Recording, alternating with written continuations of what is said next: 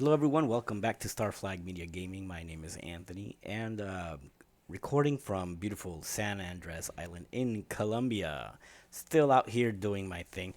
Sorry that I've missed a week or so of uploading videos, but I am in South America and I am doing various rounds to the country.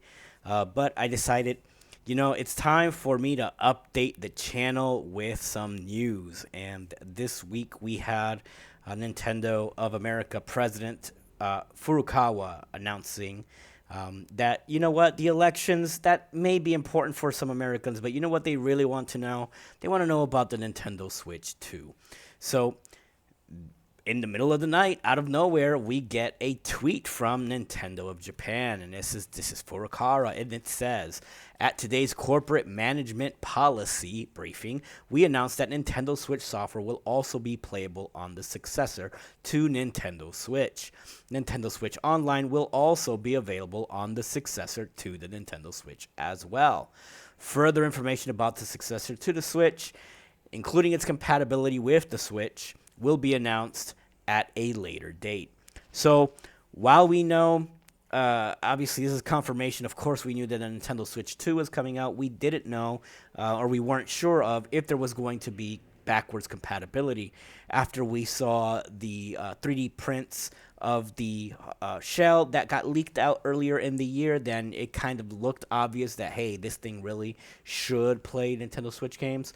And this makes more sense, as well as them going after all these emulating companies and these R4 companies that had already cracked the Switch's DRM. It makes sense now because the successor to the Switch looks like it's working with similar files, which of course opens it up to piracy. And they can't allow really for that to take place. So they go after these companies. Now, what is exciting is if you do have a Switch library physical release, then it's gonna be backwards compatible. What I am curious about, even though it does say that Nintendo Switch Online will be available to the successor of the Switch, is will the digital copies also transfer over? As we know previously, if you had a digital copy to a game, it stuck on that system. You couldn't re-download it onto another system. So are they going to allow for you to move this digital copy over to the new Nintendo Switch without DRM, or is it just going to be a one-time thing, or are they going to open it up where it's tied to your Switch Online account? Very interesting. It also looks like they're expanding the Switch Online, possibly with that GameCube stuff coming later on. It's pretty exciting stuff.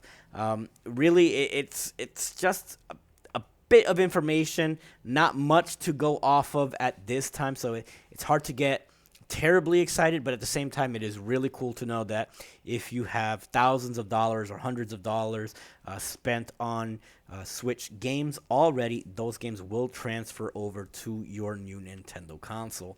Let me know what you guys think in the comments. Is this exciting for you? Do you guys have games that you want to move over?